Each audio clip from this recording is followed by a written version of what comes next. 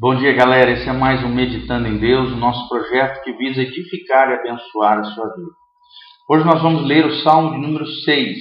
Salmo de número 6, onde o salmista Davi recorre à misericórdia de Deus e alcança o perdão do Senhor. A Bíblia diz o seguinte: Senhor, não me repreendas na tua ira, nem me castigues no teu furor. Tem misericórdia de mim, Senhor, porque sou fraco. Sara-me, Senhor, porque os meus ossos estão perturbados. Até a minha alma está perturbada, mas tu, Senhor, até quando? Volta-te, Senhor, livra a minha alma. Salva-me por tua benignidade. Porque na morte não há lembrança de ti, no sepulcro, quem te louvará?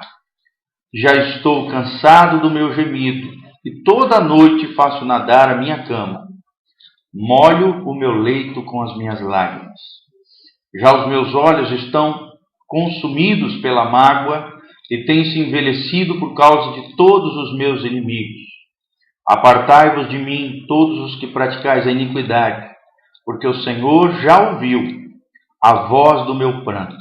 O Senhor já ouviu a minha súplica, e o Senhor aceitará a minha oração.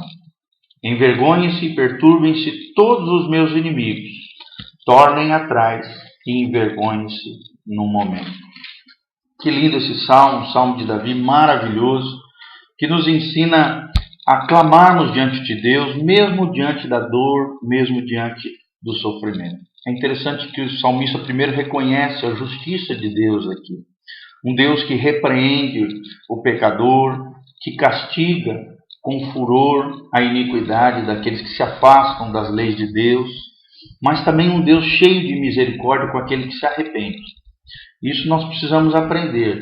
O cálice da ira de Deus, a condenação de Deus está sobre toda a humanidade, sobre todos aqueles que vivem uma vida desregrada, sem lei, debaixo de uma vida iníqua, ou seja, uma vida fora dos padrões e dos princípios do Senhor. Mas se você e eu, se nós clamarmos por misericórdia, nos quebrantarmos diante do Senhor, reconhecermos que somos fracos, a Bíblia diz que o Senhor irá nos sarar, o Senhor irá nos curar, nos restaurar por completo. Por mais que nossa alma esteja perturbada, se nós estivermos passando por situações difíceis, situações de luta, o nosso Deus ouvirá a nossa oração.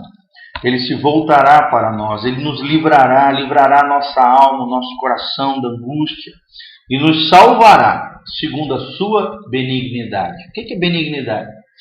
É o Senhor fazendo o bem, o Senhor agindo debaixo da sua bondade para conosco, para com aqueles que se quebrantam diante dEle, aqueles que se humilham debaixo da sua mão poderosa.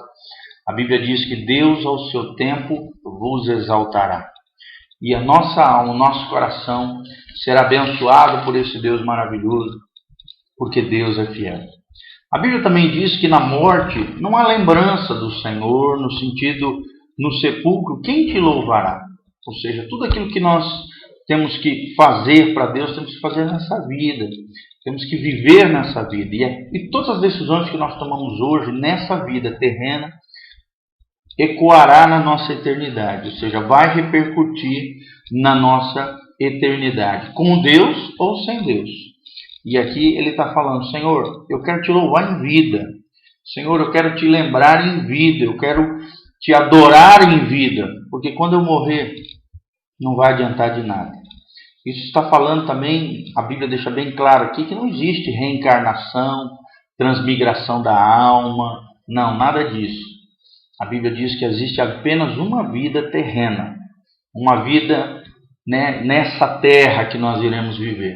E logo após isso haverá um juízo, uma recompensa, para o bem ou para o mal, o céu ou o inferno, de acordo com aquilo, da maneira como nós vivemos nessa terra, a maneira como nós lidamos com Deus e de acordo com a maneira como nós lidamos com o pecado.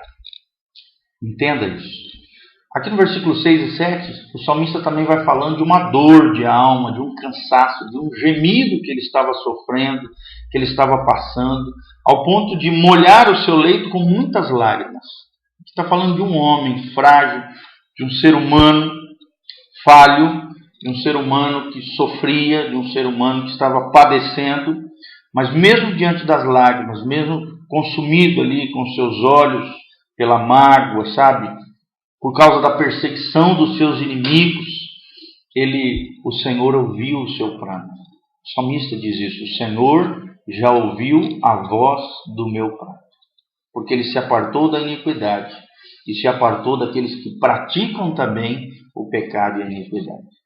O Senhor é aquele que escuta a nossa oração, o Senhor é aquele que ouve a nossa súplica, o Senhor é aquele que aceita a nossa oração. Se nós vivemos uma vida quebrantada, humilhada, sabe, arrependida diante do Senhor, com o coração em arrependimento, com uma vida contrita, com uma vida realmente um coração maleável, trabalhado pelo Senhor, disposto a mudar, disposto a se aperfeiçoar, disposto a se deixar ser trabalhado por Deus, a se deixar ser transformado pelo poder de Deus. E essa é uma das coisas mais gloriosas do Evangelho, é ter uma vida transformada pelo poder de Deus. Se você vive nessa dimensão, dessa maneira, você pode ter certeza que o Senhor ouvirá a sua súplica, que o Senhor aceitará a tua oração. E o versículo 10 termina: envergonhem-se e perturbem-se todos os meus inimigos, tornem atrás e envergonhem-se no momento. Ou seja, Deus triunfará na sua vida. Você triunfará também sobre todos os teus inimigos. E a Bíblia fala que nós temos 3 inimigos: a carne, ou seja, a nossa natureza corrompida, pecaminosa, adâmica. Nós temos o mundo, sistema mundial, que engloba todas as esferas da sociedade, um sistema anti-Deus, um sistema que é contrário aos princípios e à lei de Deus, que tenta nos seduzir, que tenta nos tragar, que tenta nos afastar, nos corromper e nos desviar dos caminhos do Senhor. E o terceiro são Satanás e seus demônios. Então nós temos a carne, nós temos o mundo e nós temos Satanás e seus demônios como os nossos 3 inimigos espirituais. E é contra ele que nós lutamos. Nós não lutamos contra pessoas, como diz Paulo em Efésios, contra a carne ou sangue, mas contra principados e potestades, contra demônios que tentam nos destruir, nos tragar, agindo nessa natureza corrompida que nós temos, tentando nos afetar, tentando nos seduzir, tentando nos destruir de dentro para fora e tentando nos banir da presença de Deus. Então não permita que isso aconteça. Triunfe sobre os teus inimigos através do poder de Deus e da unção do Espírito Santo. Essa é a minha oração, que você entenda tudo isso, que mesmo diante da dor e do sofrimento, do choro e da lágrima, você clame a Deus. Porque se você clamar ao Senhor com o coração humilhado, sabe, um coração contrito, Deus te abençoará.